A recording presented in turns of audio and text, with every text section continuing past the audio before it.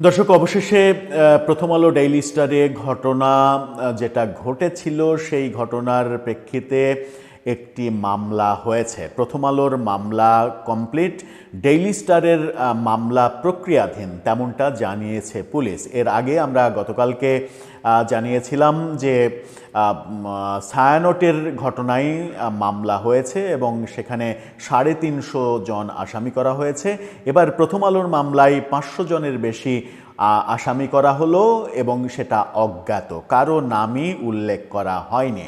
কিন্তু এই ঘটনা কারা ঘটিয়েছে, কারা এই ঘটনা আমন্ত্রণ জানিয়েছে, কারা পেছন থেকে ইন্ধন জানিয়েছে, কোন কোন ছাত্রনেতা ফেসবুকে সরাসরি লিখে ডাক দিয়েছে, এই খবরগুলো প্রথম আলোর কাছে ছিল, কিন্তু প্রথম আলো কারো নাম উল্লেখ করেনি। কি বলছে পুলিশ, কি জানা যাচ্ছে প্রথম আলো থেকে, কোন কোন চমক জাগানো বাক্য আমরা শুনতে পাচ্ছি বিভিন্ন তরফ থেকে, চলুন একটু জেনে দেখি ভেতরে ঢুকে যে প্রকৃত ঘটনা কি কি ঘটলো আর কি কি ঘটতে বাকি রয়েছে। থাকবেন পলিটিক্স টিভির নিয়মিত আয়োজনে।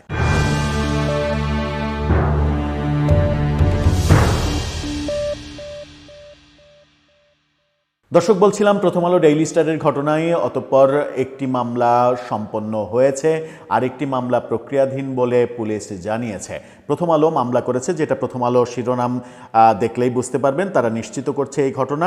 সেখানে বলা হচ্ছে যে প্রথম আলো কার্যালয়ে লুটপাটের ঘটনায় মামলা। সেই খবরে তারা বলছে প্রথম আলো কার্যালয়ে লুটপাটের আগুনের ঘটনায় মামলা করা হয়েছে। গত রাত 12:10 দিকে তেজগাঁও থানায় এই মামলা করা হয়, সন্ত্রাস বিরোধী আইনে মামলা করা হয়েছে। এই খবর যখন আমরা দেখছি তখন আমরা এটাও জানি যে ডেইলি স্টারের মামলা প্রক্রিয়াধীন। এদিকে ডেইলি স্টার একটা সুন্দর তথ্য দিয়েছে। সেই সুন্দর তথ্যের আগে একটা ছোট তথ্য আপনাদেরকে জানাই। সেখানে বলা হচ্ছে ডেইলি স্টারই এই শিরোনামটা করেছে, সেটা দেখে নিন। ডেইলি স্টার প্রথম আলো কার্যালয়ে হামলায় গ্রেপ্তার 17 জনকে গ্রেপ্তার করা হয়েছে, এমন তথ্য জানানো হয়েছে। থানা পুলিশ গ্রেপ্তার করেছে 13 জনকে, সিসিটিসি 3 জনকে, ডিবি 1 জনকে গ্রেপ্তার করেছে। আজকে এক সংবাদ সম্মেলনে এই তথ্য পুলিশের পক্ষ থেকে নিশ্চিত করা হয়েছে। ডেইলি স্টারেরই আরেকটি ইন্টারেস্টিং শিরোনাম, সেটা দেখে নিন। সেখানে বলা হচ্ছে ডেইলি স্টার প্রথম আলোয় হামলাকারীদের রাজনৈতিক সম্পৃক্ততা খুঁজছি না, এরা দুষ্কৃতকারী। ডিএমপির পক্ষ থেকে বলা হয়েছে যারা হামলা করেছে তাদের রাজনৈতিক পরিচয় কি সেটা খোঁজা হচ্ছে না, এরা দুষ্কৃতকারী এভাবেই ভাবা হচ্ছে। প্রশ্ন আসেই যে কেন রাজনৈতিক সম্পৃক্ততা খোঁজা হবে না কি এই কারণে যে রাজনৈতিক সম্পৃক্ততা খুঁজতে গেলে অনেকের এমন রাজনৈতিক সম্পৃক্ততা বেরিয়ে পড়বে যেটা নির্বাচনের আগে একটা বাজে পরিস্থিতির জন্ম দেবে। কি বলছে পুলিশ, এই রিপোর্টে কি বলা হচ্ছে রাজনৈতিক সম্পৃক্ততা আমি খুঁজতে চাচ্ছি না, এরা দুষ্কৃতকারী, তারা আইন ভঙ্গ করেছে, আইন নিজের হাতে তুলে নিয়েছে।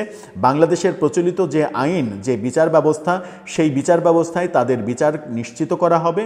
সে যে দলেরই হোক, যে মতেরই হোক, গ্রেপ্তার ব্যক্তিদের রাজনৈতিক পরিচয় আছে কিনা জানতে চাইলে এই কথা বলেন ডিএমপির অতিরিক্ত commissioner crime and operations SN Nazrul ইসলাম।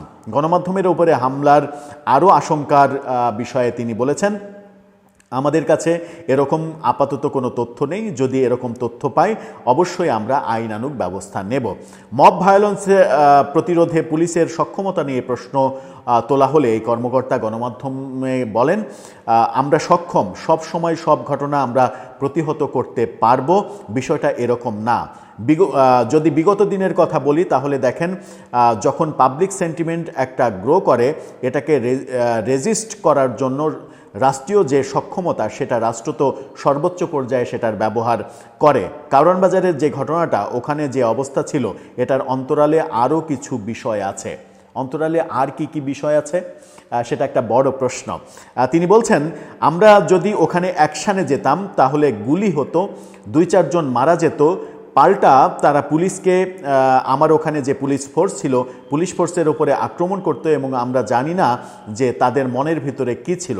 যদি পুলিশ 2-4 জন সদস্য সেদিন নিহত হতো, তাহলে আপনারা জানেন যে মাত্র 1 বছর আগে বিরাট একটা ট্রমা থেকে আমরা আমাদের এই পর্যায়ে নিয়ে এসেছি। সামনে ইলেকশন, এই পুলিশের যদি আবার নতুন করে ক্যাজুয়ালিটি হয়, এই পুলিশ দিয়ে আমি সামনে এগোতে পারবো না, যে কারণে ওখানে আমরা অ্যাকশানে যেতে পারিনি, এমন কথা বলেছেন। তার মানে এই ভাষ্যে বোঝা যাচ্ছে যে যে জঙ্গি গোষ্ঠী এই হামলাটা করেছে তাদেরকে পুলিশ এক ধরনের ভয় পেয়েছে, তাদের বাধা দিতে ভয় পেয়েছে। বাধা দিলে ক্যাজুয়ালিটি হতো, মার প্রতিমার হামলা, পাল্টা হামলা এগুলো হতো, দুই পক্ষের মানুষই মারা যেত। আর পুলিশ যদি মারা যায় তাহলে তাদের আত্মবিশ্বাসে চিড় ধরতো। তাহলে খুব সহজেই বোঝা যাচ্ছে পুলিশের আত্মবিশ্বাস আদতে কোন পর্যায়ে রয়েছে। প্রথম আলো ডেইলি স্টার অভিযোগ করেছে যে ওই রাতে যখন শাহবাগ থেকে মিছিল নিয়ে কারওয়ান বাজারের দিকে আসা শুরু করে, তখনই আইনশৃঙ্খলা রক্ষাকারী বাহিনী এবং সরকারের বিভিন্ন পর্যায়ে তারা জানিয়েছিল ব্যাপারটা, জানিয়েও কোনো প্রতিকার পায়নি, কোনো আইনশৃঙ্খলা রক্ষাকারী বাহিনী তাদেরকে সেভ করতে আসেনি। সেই অভিযোগটা কিন্তু মারাত্মক অভিযোগ। আইনশৃঙ্খলা রক্ষাকারী বাহিনীর কাজই মানুষের জানমালের নিরাপত্তা দেয়া। একটা ঘটনা ঘটে যাওয়ার পরে আসামি খুঁজে বের করা, আসামি খুঁজে ফেরা, এটা খুব একটা মানে কি বলবো যে এটা কার্যকর কোনো পদক্ষেপ কিনা সেই প্রশ্নটা আসবে। আর যে ব্যাখ্যা পুলিশের পক্ষ থেকে দেয়া হলো, সেই ব্যাখ্যায় পুলিশের মনোবল যে এখনো ফেরেনি সেটাও স্পষ্ট হওয়া গেল। পুলিশ যদি একা না পারত তাহলে সেনাবাহিনী, বিজিবি দিয়ে এটা করার চেষ্টা করা যেত, কিংবা এমন কোনো সংখ্যা ওখানে ছিল না, এত বিশাল কোনো সংখ্যার লোকজন সেখানে আক্রমণ করেনি যে যাদেরকে সেখান থেকে সরিয়ে দেওয়া সম্ভব হতো না।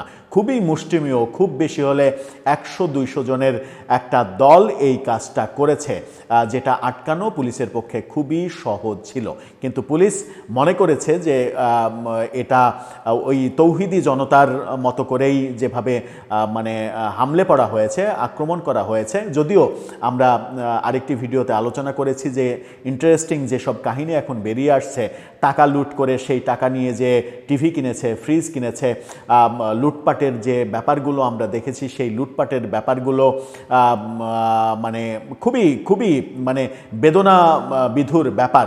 সেই ব্যাপারগুলো ঠেকানো গেলেই আমার মনে হয় ভালো হতো। এই যে ঠেকাতে পারলো না পুলিশ, এতে করে যেটা হলো যে মনোবল অক্ষুণ্ণ রাখার যে কথাটা তারা বলছে, তাতে করে কি মনোবল তাদের বাড়লো নাকি কমলো? আগামী নির্বাচনের ক্ষেত্রে এই ঠুনকো মনোবল নিয়ে তারা কতটা প্রতিরোধ করতে পারবে? যদি আগামী নির্বাচনে এরকম সম্মিলিত কোনো সহিংস ঘটনা ঘটে, সেই ক্ষেত্রে পুলিশ কি করতে পারবে? যখন একেবারে সারা দেশে 300 আসনে একসাথে